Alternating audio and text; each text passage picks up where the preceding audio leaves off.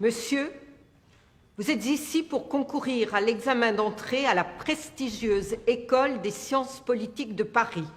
Vous vous apprêtez à passer dans quelques instants l'épreuve ultime de ce concours.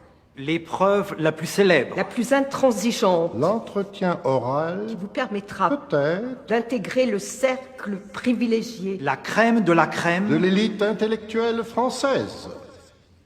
Monsieur, vous avez exactement 10 minutes pour nous parler de l'amour.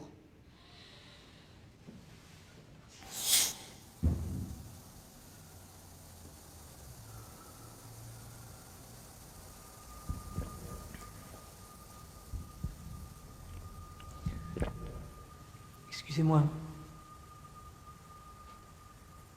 Je pensais qu'il s'agissait d'un test de géopolitique. Le temps passe, monsieur.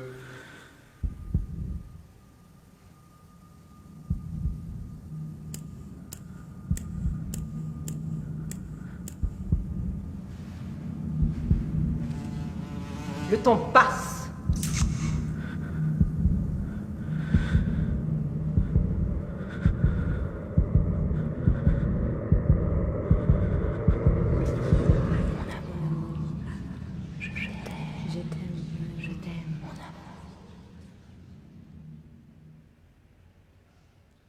Et là où l'homme, dans la souffrance, perd la parole, un Dieu m'a donné de dire ce que j'endure. C'est ainsi que Pétrarque nous parle de l'amour. Lui qui fut réduit à traîner toute sa vie, comme une chaîne, comme un boulet au pied, un désir amoureux insatisfait et à exhaler ses soupirs dans les forêts solitaires. L'amour est à l'ordinaire le thème principal de toute œuvre dramatique, tragique et poétique. Il est le but dernier de chaque aspiration humaine. Sacrifie la vie, la santé, la richesse, le rang et le bonheur. Il se joue des humains, qu'il chasse, qu'il aveugle, qu'il enflamme.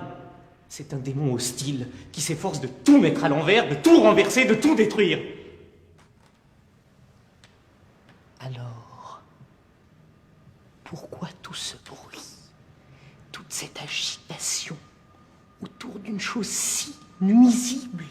Parce que amour reste le Dieu premier qui assure non seulement la continuité des espèces, mais également la cohésion interne du cosmos. Il est la pulsion fondamentale de l'être qui pousse toute existence à se réaliser. Il tend à surmonter, à assimiler des forces différentes, à les intégrer dans une même unité. L'amour est la recherche d'un centre unificateur, mais qui permet à l'humain de réaliser la synthèse dynamique de ses virtualités.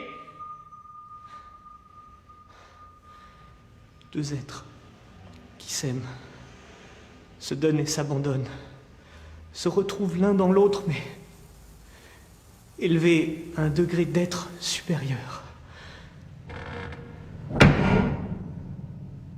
Monsieur, le temps qui vous était imparti est maintenant écoulé. L'entretien se termine donc. Pour votre information, veuillez savoir que l'amour est un fleuve d'Extrême-Orient de 4354 km. Le troisième plus grand fleuve du globe, formé par la réunion de la Argoun et de la Tchika. Il sert de frontière entre la Sibérie et la Chine du Nord-Est et se jette dans la Manche de Tartarie.